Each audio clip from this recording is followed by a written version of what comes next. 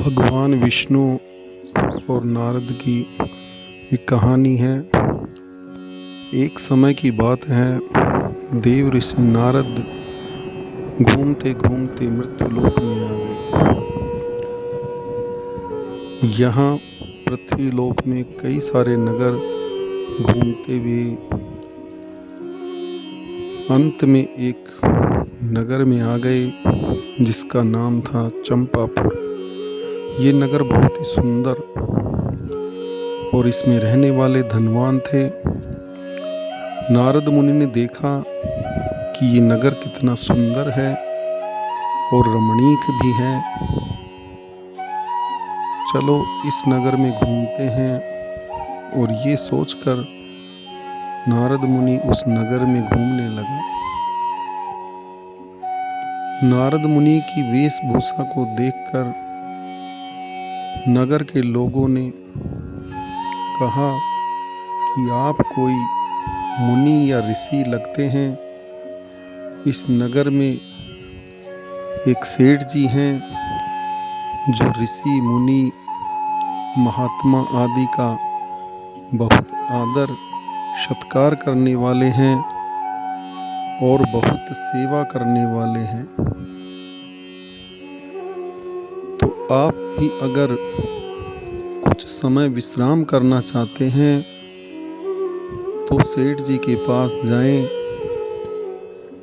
नारद मुनि ने सोचा कि ऐसे धार्मिक प्रवृत्ति वाले सेठ जी को तो मिलना ही चाहिए। और नारद मुनि ने पूछा कि सेठ जी का नाम क्या है और उनका निवास स्थान कहाँ है। तो लोगों ने बताया कि सेठ जी का नाम दयाराम है और उनका निवास स्थान नगर के मध्य स्थित है। नारद मुनि उनकी बात सुनकर सेठ जी से मिलने नगर में चले जाते हैं। और कुछ ही समय में नारद मुनि सेठ जी के पास पहुंचते हैं। सेठ जी जो जैसे ही नारद मुनि को देखते हैं वो बहुत ही खुश हो जाते हैं और अपनी पत्नी सहित नारद मुनि की सेवा में लग जाते हैं। क्योंकि सेठ जी साधु संत महात्माओं की सेवा करना अपना परम सौभाग्य समझते थे। नारद मुनि सेठ जी की सेवा में बहुत प्रसन्न हुए और उन्होंने कहा कि सेठ जी, मैं आपकी सेवा से बहुत प्रसन्न हूँ, मांगो कोई वरदान। सेठ जी बोले कि हे मुनि श्रेष्ठ, भगवान का दिया सब कुछ है मेरे पास। कमी केवल इतनी है कि मेरे कोई संतान नहीं है। तो आप मुझे संतान का आशीर्वाद प्रदान करें। नारद मुनि कुछ समय सोचते हैं कि यदि मैंने सेठ जी को संतान का आशीर्वाद प्रदान कर दिया और सेठ जी के भाग्य में संतान का सुख ही नहीं हुआ तो मेरा आशीर्वाद मिथ्या हो जाएगा। तो पहले मैं भगवान विष्णु जी से मिलने उनके धाम जाता हूँ और उनसे पूछता हूँ कि सेठ जी के भाग्य में संतान का योग है कि नहीं। और बाद में सेठ जी को संतान का आशीर्वाद प्रदान करता हूँ। इतना सोचकर नारद मुनि ने सेठ जी से कहा कि सेठ जी, आप मुझे थोड़ा समय दीजिए, मैं संतान का आशीर्वाद आपको अभी प्रदान नहीं कर सकता।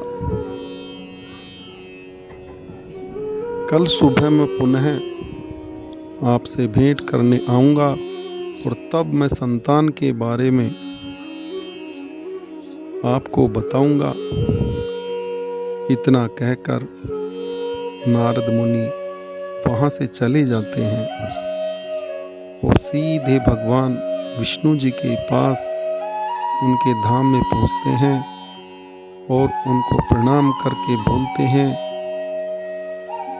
हे भगवान विधाता, मैं आपसे कुछ पूछना चाहता हूँ, तो आप मुझे कृपा करके बताएं।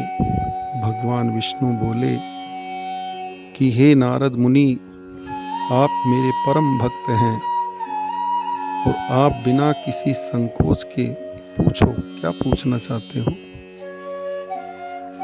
नारद मुनि बोले कि भगवान, आप तो वैसे ही अंतर्यामी हैं, फिर भी मैं ये जानना चाहता हूँ,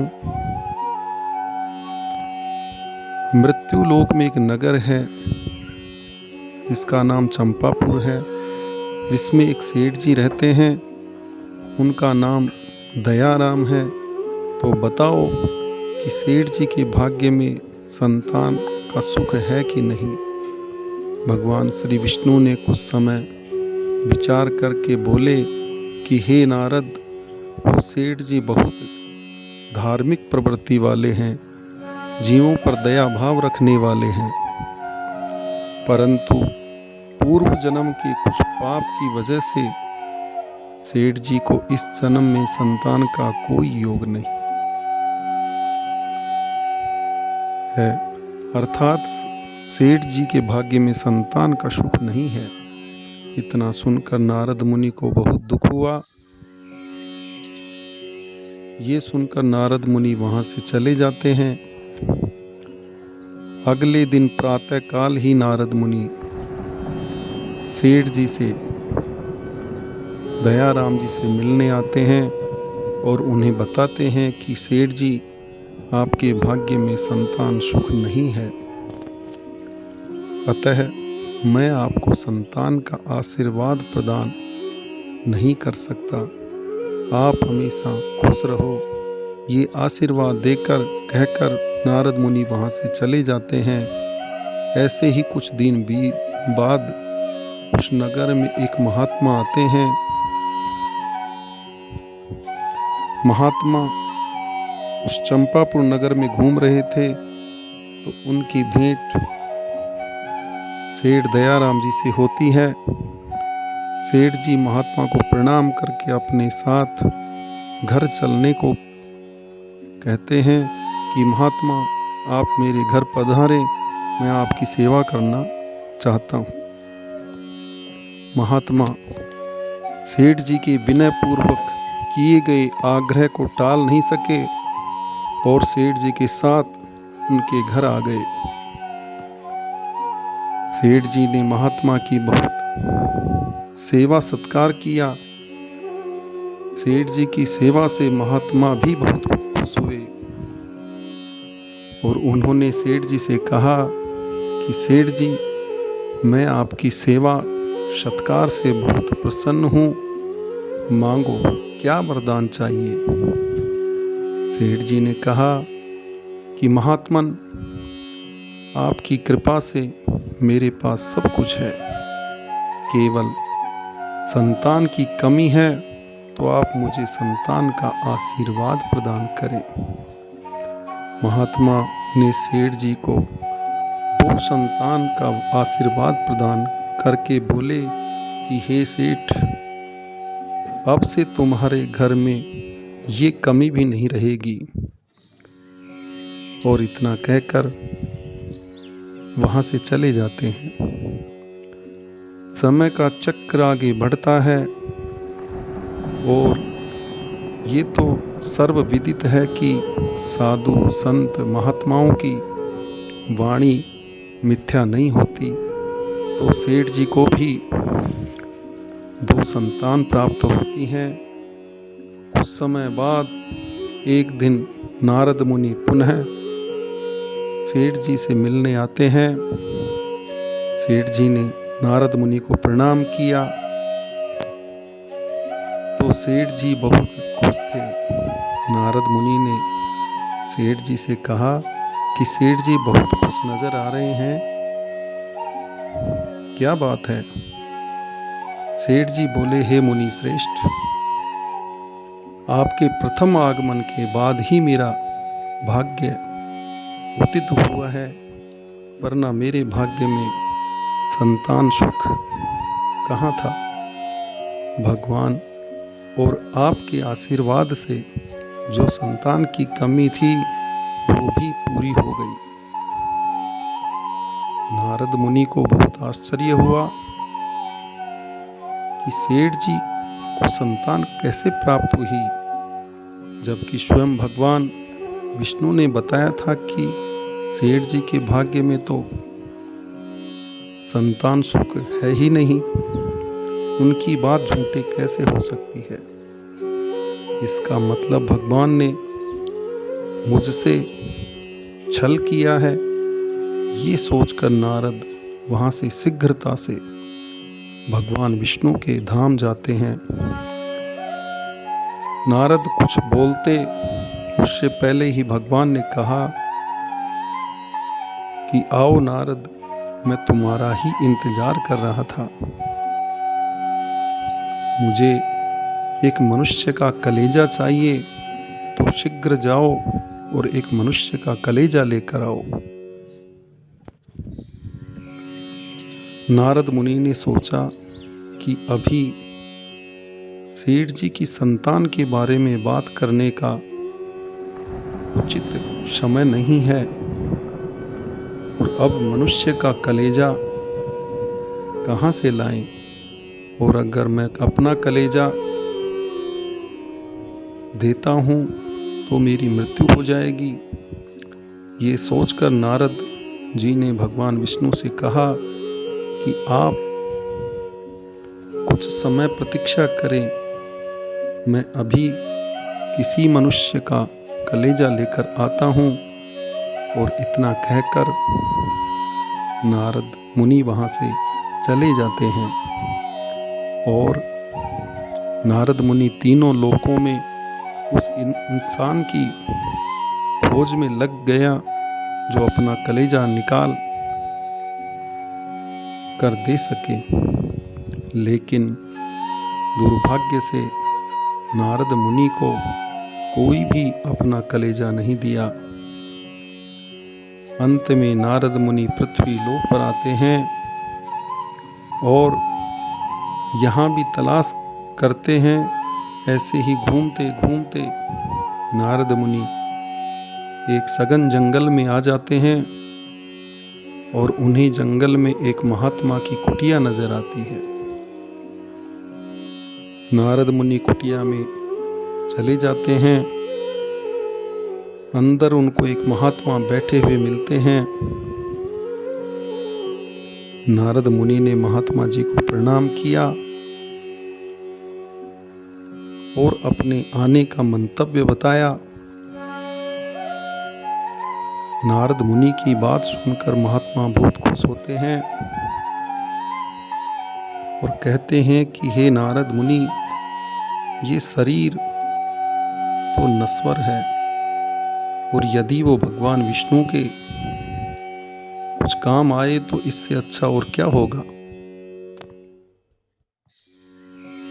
और वैसे भी ये शरीर परमात्मा का दिया हुआ है। इतना कहकर महात्मा ने अपना कलेजा निकाला और नारद मुनि को दे दिया। नारद ने महात्मा की पार्थिव देह को प्रणाम करके वहां से विष्णु धाम आ गए। नारद मुनि को देखकर भगवान विष्णु मंद मंद मुस्कुराने लगे। भगवान विष्णु को मुस्कुराते देख नारद मुनि बोले कि भगवान, आप मुस्कुरा रहे क्यों रहे हैं? तब भगवान श्री विष्णु बोले कि हे नारद, इससे पहले जब तुम मेरे पास आए थे तो तुम्हारे मन में एक शंका थी कि मैंने तुमसे झूठ क्यों बोला, क्यों कहा कि सेठ जी के भाग्य में संतान सुख नहीं। नारद मुनि ने कहा कि हाँ प्रभु, ये सही है, मैं ये शंका लेकर ही आया था। भगवान विष्णु ने कहा कि हे नारद, ये सत्य है कि सेठ दयाराम जी के भाग्य में संतान सुख नहीं है, लेकिन नारद, ये बात तो तुम भी जानते हो कि भजन और तप का कितना गहरा प्रभाव होता है। मनुष्य के कर्म भाग्य को भी बदल सकते हैं। तो हे नारद, शेर दयाराम के संतान प्राप्त करने के दो कारण हैं। पहला, दयाराम को ये बात ज्ञात थी कि उसके भाग्य में संतान सुख नहीं, फिर भी उसने अपना कर्म नहीं छोड़ा और निरंतर जीवों पर दया, साधु संत महात्माओं की सेवा करते रहा, जिससे उसके पूर्व जन्म के सारे पाप नष्ट हो गए। दूसरा कारण, वो महात्मा है जिसने सेठ को संतान सुख प्राप्त करने का आशीर्वाद दिया था। उसको अपने तप और भक्ति पर पूर्ण रूप से विश्वास था कि भगवान उसकी अब तक की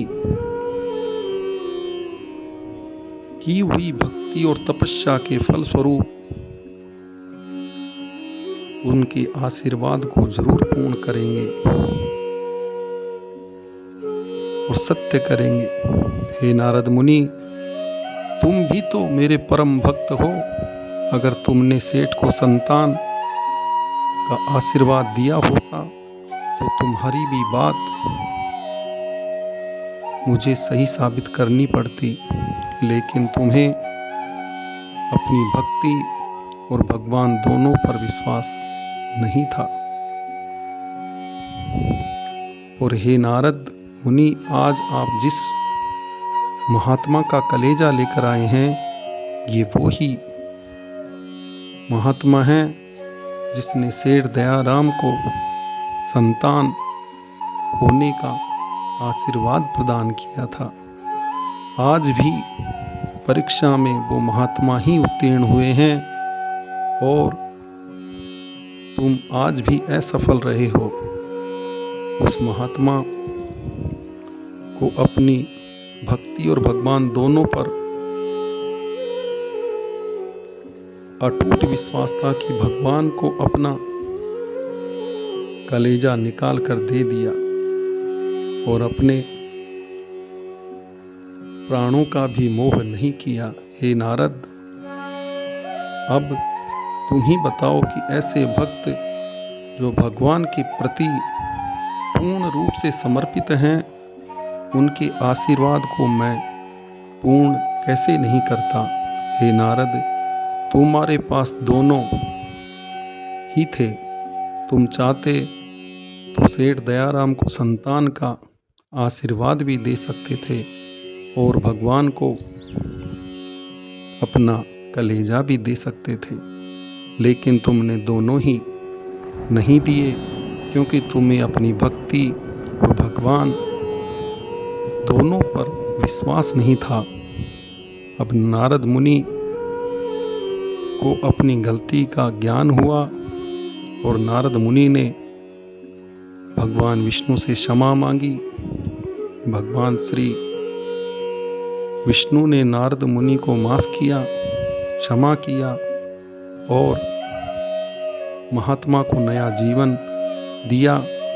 दोस्तों, आपको हमारी ये कहानी कैसी लगी कमेंट करके ज़रूर बताना, और ऐसी ही धार्मिक कहानी के लिए हमारे चैनल भक्ति अमृत धारा को सब्सक्राइब ज़रूर करें, कमेंट करें, लाइक करें। धन्यवाद। जय श्री कृष्ण।